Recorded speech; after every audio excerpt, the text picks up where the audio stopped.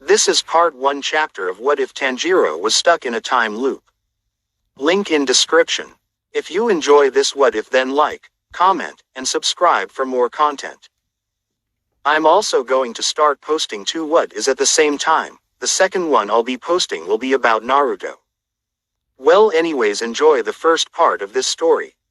Sunlight from the Ashes by Ann Camp aka Oh Be Quiet. Start chapter 1. The unusual sound woke Nezuko far earlier than she would have liked. She could tell from the noises in the other room that her mother had just gotten up to begin the day's chores and would have, very kindly, let her sleep a little longer. But a soft whimpering drew her out of her own rest. Was Rokuta having a bad dream? She managed to pry her eyes open and looked over at her little brother, sleeping soundly on his own futon. She took a moment to smile at the adorable picture he made. Her other younger siblings didn't seem distressed either. They hadn't even woken with the soft noises as she had. So she turned to the last of her siblings and her eyes widened. She'd never seen him look so pained. Tanjiro, she whispered, moving carefully through the mass of sleeping Kamado children to his side. She hoped she could help him without waking anyone else. Just as she reached his side, he tensed up, as if the pain had increased, gritting his teeth, veins bulging in his neck and around his temples. Worriedly, she put a calming hand on his forehead, checking for a fever. He did feel a little warm. No sooner had she thought this than his eyes snapped open and he sat bolt upright, putting a hand over his mouth to stifle a scream. His sudden movement had her jumping back, startled. She could have sworn that she'd seen kanji written in his eyes. What? For a moment, neither one of them moved, but then Tanjiro looked around. Instead of calming him down, as she thought it should, he seemed to tense even further and he lurched to his feet. Oh Oni. She started, but then remembered her sleeping siblings. Looking back at them, she bit her lip. She didn't want to shout and wake them up, but she also wanted to make sure her older brother was all right. As if in response to her thoughts, Tanjiro bolted for the door, steps crunching softly over the tatami mats as he slid it open, stumbling into the other room. Nezuko's worry spiked and she hurried as quietly as she could after him in time to see him practically shove the front door to their home out of the way and stumble into the snow outside. In his sleeping clothes. Tanjiro, their mother asked from the other side of the room where she'd been building the fire to prepare their breakfast. He didn't respond, not even closing the door behind him. Their mother looked over to Nezuko, who met her worried gaze. He had a bad dream, she said softly. A little of the confusion cleared from the older woman's eyes, but she still looked worriedly after him. I'll go get him, Nezuko volunteered and went to step out, only to realize her feet were bare. His feet had been bare. Her worry grew. Take your Fukugutsu and his as well, please, she said, hurrying over to help Nezuko get ready faster. And his Hanton, I'll have breakfast ready for you when you come back. Hi, Nezuko agreed, as she finished putting the footwear in her heavy Hanton coat over her current clothes. She didn't have time to change into something heavier. It still took her all too long to get ready, and by the time she did, she could hear the others beginning to stir behind her. She pushed aside any guilt she had for waking them. She had to get to her older brother. The cold bit at her more than usual when she stepped outside, but she ignored it, instead taking off at the best run she could in the new snow. She didn't find it difficult to follow his trail, and it only took her a couple of minutes to reach the riverside. He'd stumbled to his knees in the snow on the small dock that they'd built into the river to more easily get at the deeper waters and fish. He just stared at the water below him as if it held all the answers in the universe. Oni-chan, she called out to him. He didn't respond, so she decided to use his name. Tanjiro Oni-chan, she yelled, screamed. She hadn't used that name in years, but she desperately hoped it would get through to him. He startled and turned to look at her, eyes wide. And Nezuko? He asked, almost as if he didn't believe he was seeing her. Then a sort of desperation took him over and he stood, rushing towards her. "Nezuko. Don't step in the snow, Baka," she said, not caring how rude she sounded. He'd really scared her, was still scaring her, to be honest. He looked down and around them, blinking as if seeing the snow for the first time, and then lifted his feet to look at them. Nezuko gasped at how red they were. He just seemed surprised when he looked back up at her, confusion in his eyes. It's cold." Nezuko's breath caught in her throat. He hadn't even noticed that. "Put these on," she said shortly, holding out the winter clothing. He seemed to blink at them as if not really seeing them either. "All right," he muttered, taking the straw-woven boots out of her hand, sitting down right there on the dock. Nezuko bit her lip, trying not to worry too much. She had to get him home. But what had driven him out here in the first place? "Oni-chan," she said softly, holding out his hand as he stood once again. Somehow, she got the feeling any damage the cold would do had mostly already been done and he needed to get warm again. But she put her hands on his cold cheeks, turning his head to face hers. His eyes looked completely normal. The brown that always seemed more red than anything, the color that reminded her of their father, stared right back. She felt her shoulders relax a little at that. "What happened?" she asked softly. His breath hitched and his gaze shifted back to the water before settling on her again. My eyes," he said. "What do they look like?" Any relief she'd gained fled and she stiffened. Then she told him the truth. "They look normal, Oni-chan," she said as calmly as she could. He closed his eyes and slumped in his back relief, head coming to rest on her shoulder. And she felt horrible for taking that away from him, but it was so abnormal, she felt she had to tell him. But when you woke up," he stiffened and his breath hitched, but she continued. "I swear I saw kanji in your eyes." The breath he let out sounded somewhere between a cry and a whimper. He backed away from her, putting his hand up to his cheeks just below his eyes. She didn't want to add to that, but felt she had to say everything. "And your teeth?" "My teeth?" he asked, voice harsh. Then he put his thumbs up to feel his canines. They looked perfectly normal, but that didn't seem to reassure him. My hands. They're too cold. I can't feel if they're normal now." He pointed to his mouth. She nodded her head. "They're fine." He took another steadying breath. My eyes. What did they say?" He sounded so shaky, like he didn't really want to know but had to. She bit her lip, wondering if she should say. Noticing her hesitation, he took a deep breath, trying to steady himself. It only partially worked. "Nezuko. Please." Waxing zero. His legs gave out on him and his knees hit the ground. Somehow his already pale face went even whiter, eyes wide in horror and no longer fixed on her, but staring off. "Tanjiro," she yelped, rushing forward to catch him if he fell further. He didn't, though, just sitting there on his knees for several seconds before slowly turning down to look at his hands. Human, he whispered to himself, sounding frailer than she'd ever heard before. He'd always been so strong. "I'm human. But Ni-chan," she said softly, kneeling beside him in the snow. What's going on? Her heart told her he knew. Maybe not everything, but he knew something. He took a shuddering breath and she realized tears had begun to run down his cheeks. I can't do it, Nezuko. Not this time. I'm not strong enough. She wanted to tell him he was wrong, that he was one of the strongest people she knew and how much she looked up to him, but that would only add to his burden right now. So she just put her arms around him and held him while he cried, hating herself for feeling so useless. XXX. Nezuko had to lead an almost despondent Tanjiro back to the house.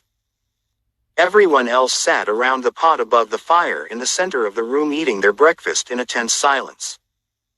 Once Nezuko stepped in, and everyone saw her. They all began bombarding her with questions. She only held up a hand. Fortunately, everyone stopped, even the younger ones, probably seeing Tanjiro behind her acting so uncharacteristically depressed, staring ahead with a vacant expression. Their mother stood and approached, looking unsure as she glanced between them. Nezuko didn't blame her. What happened? She finally asked, specifically addressing Nezuko. She bit her lip and glanced over her shoulder. Tanjiro didn't even seem to notice they'd arrived back at home, lost in his thoughts. Or, more likely, his nightmare. Seeing him like that made Nezuko's stomach twist. I'm not sure, she responded quietly. Oni-chan had a nightmare, a bad one, but something else happened too. His eyes and teeth changed for a minute. I saw them myself, before going back to normal. She paused again, then looked up at her mother, not bothering to hide the full force of her fear. Mama, I think something terrible is coming. Their mother stared at them, taken aback and more than a little worried, but eventually she realized that they'd let in the cold and gestured for them to come inside. Her expression only worsened when she saw Nezuko take her brother's hand and physically pull him along. Once the door closed behind them, their mother put her hands on Tanjiro's cheeks and had him meet her eyes. It took him a moment, but to their relief he did. Mom, he whispered softly. Then, before she could say anything else, he threw his arms around her waist with a yelp and cried into her shoulder. Mom. Oh, Tanjiro, she whispered softly, then glanced over at Nezuko as she rubbed circles on his shuddering back. Please get both of you some breakfast. Nezuko nodded as she removed her own footwear and outer coat before hurrying over to the pot. Oni-chan, Shigeru whispered worriedly, what's wrong with Oni-chan? She paused as she stuck the scoop into the rice pot and took a deep breath before continuing. He dreamed about something that scared him so badly, hurt him so much, that he's like that. She glanced over her shoulder. Will he get better? Hanako asked worriedly. Better, Rokuta insisted. And what was she supposed to say to that? Because honestly, she didn't know, but she had to believe he would. Yes, she replied brightly. It might take him a long time, but he'll get better. The others looked relieved, and some of them like they were about to get up and go over to him, but she stopped them. Leave him alone for right now. He needs Mama. Then she looked at the small bowls in front of her siblings and their half-finished food. You need to finish eating, she admonished, forcing a smile. And we need to make room for Oni-chan. He'll need to warm up by the fire. The others nodded and scooted around, making room while Nezuko set up Tanjiro's rice and fish before taking her own. Itadakimasu, she said softly and then began to eat as if nothing had happened. It took all of her willpower to not look over her shoulder at her crying older brother, but she didn't want the younger kids butting into what could be a very delicate situation. They continued to shoot him glances, but thankfully took their cue from her otherwise. She wasn't sure how long it had been when he finally calmed down, but she was almost done with her breakfast. Everyone else, except Rokuta, had finished as well. He concentrated hard as he tried to use chopsticks to eat without spilling. He looked so adorable Nezuko couldn't help but smile at his efforts. Takeo, she said to her other brother, smiling at him. Would you mind gathering the dishes for now? He frowned but otherwise nodded and grabbed the bucket they used for dirty dishes, gathering his siblings' bowls as well. Nezuko had just finished hers and handed it over when their mother led Tanjiro to the fire pit and sat him down in front of his breakfast. He'd already taken off his fukugutsu and gingerly stuck his red, swollen feet towards the fire, wincing a little at the heat. Hanako seemed to have reached her breaking point because as he surged forward and wrapped her arms around Tanjiro. Nezuko dove for the food bowl, to make sure he didn't spill it as he caught her. Oni-chan, she yelled, don't be scared. I'll protect you. Tanjiro froze for a moment, but then folded around Hanako, hugging her tightly, his already tear-streaked cheeks dripping with water once again. Then their younger sister sat back, her hands still on her brother's shoulders. "Come play with us. That'll make you happy again." Instead of smiling at that as he normally would, he just shuddered and leaned his head forward to rest on his sister's shoulders as he had with Nezuko earlier. Hanako, confused, just patted his hair and looked around at her siblings. No one seemed to know what to do. Except Shigeru. He stood up and, determined, walked over and put his hands around his siblings. Takeo decided he wanted in on the hug, as did Rokuta, both practically throwing themselves at their siblings. Nezuko smiled and decided to add her own love to the pile of children as she put her arms around Takeo and Shigeru behind Tanjiro's back. After a couple of moments, their mother cleared her throat. She looked so softly upon them and Nezuko could see she did not want to break them up. But she had also always been a practical woman who knew when something needed to be addressed. She wouldn't let this go. "All right, everyone, go get dressed and begin your chores for the day." A series of protests and groans answered her, but everyone got up and stalked back towards the sleeping room. "Come on, Oni-chan," Hanako said, tugging at Tanjiro's arms. "Except for Tanjiro. I need to speak with him," their mother corrected. Hanako wasn't the only one concerned and displeased with that. However, their mother silenced them with a raise of her hand. Reluctantly, the other siblings stalked away, some of them rather angrily. Nezuko shook her head fondly and went to stand. "You too, Nezuko," their mother said softly, then glanced at Tanjiro. "If you're okay with that." He nodded, reaching over and grabbing Nezuko's hand, much to her surprise. She squeezed it, but then extracted her fingers. For a moment he looked lost, almost betrayed, at her, but then she held out his now cool breakfast. He blinked. "Oh. Right, I can eat rice again." She frowned, tipping her head to one side, about to ask what that meant, but her mother shook her head as Tanjiro took the bowl and began to pick at it, putting small amounts on his tongue and chewing them slowly. He seemed to wince every time his teeth closed on the food, but Nezuko couldn't really figure out why. She was sure it had something to do with his statement, but if he couldn't eat rice in his dream, what could he eat? She remembered the sharp canines she'd seen and decided that perhaps she didn't want to know. "Tanjiro," their mother said, "I want you to tell me about your dream." He froze, one scoop of rice halfway to his mouth as his eyes found hers. He swallowed and slowly lowered the chopsticks back to the still full bowl. "I know it's difficult, but you need to talk this out." Nezuko wasn't sure it was such a good idea to talk about it here, where their siblings were undoubtedly listening in, but her mother wasn't entirely wrong either. This, whatever it was, had affected him too deeply. Finally, after several seconds of quiet, he opened his mouth. "I dreamed that I kept waking up today, this morning, again and again and again. But every night, a monster, comes and kills everyone. Why you, Okuda, Takeo, Shigeru, Hanako. Everyone. Except Nezuko. He turns her into a monster like him, a monster that can only eat humans." He faded off, seeming to choke on his words. Nezuko reached over in concern and rubbed his back. He glanced over at her, gratefully before forcing his words out.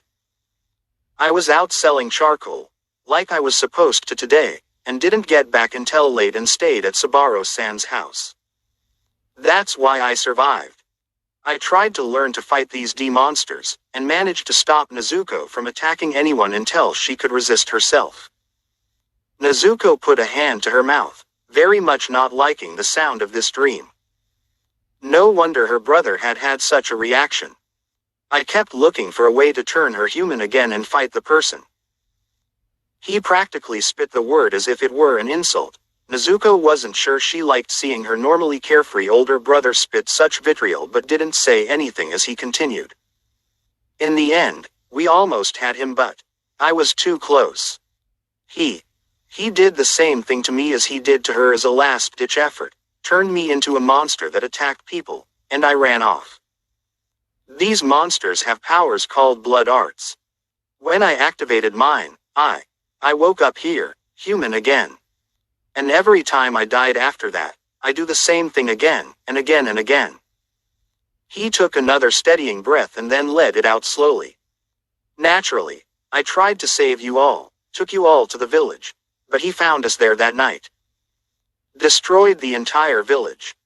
When I woke again, I tried to tell you everything but he faded off again, looking away as his hands tightened at his sides. You didn't believe me. I don't want to say what happened that time, but I died and woke up again. I went out to find that monster myself, and he killed me. I tried making you all run to other towns, hide in the woods, hide at old man Sabaro's. Nothing ever worked. He practically despaired, head dropping into his hands at those words. He didn't cry again, but Nezuko could tell he was close. She scooted up to his side and laid her head on his shoulder, letting him know she was there. After a moment he looked back up at their mother again, who didn't seem to know what to make of this dream. Nezuko could relate. The only thing that works to save everyone is to send you all away and wait here myself. When he comes by, if I can distract him long enough, he turns me into a monster. That's what I've been doing every time after that. But the last time. He swallowed, looking more than a little green. I don't know why he took a special interest in me, but he did. Set out to capture me and instead of ignoring me like he usually does. He began shaking. Was it a good idea to go on? She wasn't sure, but their mother didn't stop him. He licked his lips and took another breath. I tried to resist. I tried so hard. But he made me eat people. Nezuko gasped and their mother looked utterly stricken. I didn't want to. I swear I didn't want to. But he wouldn't let me sleep. That's how I usually store up energy as a monster, and he wouldn't let me. He forced me to join his army and fight his other generals. He told me I could be the strongest, and if I didn't help him, he'd hunt all of you down and kill you all. He took another shuddering breath, but it didn't seem to help this time. Tears came to his eyes again. I tried so hard to keep you all safe, but I couldn't let him do whatever he wanted. But he was so strong, and they couldn't stop him even with my help. He left to kill you all, and it tried to save you. It tried so hard to get there first, even as tired as I was. But when got there, he made me to save everyone, just because he could. He said I was his new favorite. No one should have that monster's attention. He faded off, letting out deep, heaving sobs again. He always finds a way to win. Why? He roared out suddenly, slamming his fist against the floor in his anger. And the one time get him. So many PPPLED died. And what made me do. He shuddered, drawing in and putting his arms around himself. How had a dream changed her once cheerful brother so much? That scared Nezuko almost as much as his dream did. What a horrible dream, she whispered, although she herself wasn't entirely sure it was a dream. But then what else could it be? Could her brother really wake up on the same morning multiple times?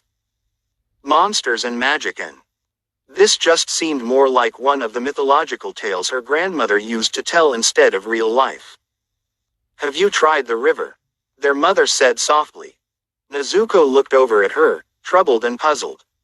Apparently she wasn't the only one, because Tanjiro managed to pause and look up at her too. Our river. We have a boat. It's small, but I'm sure we could all fit in it.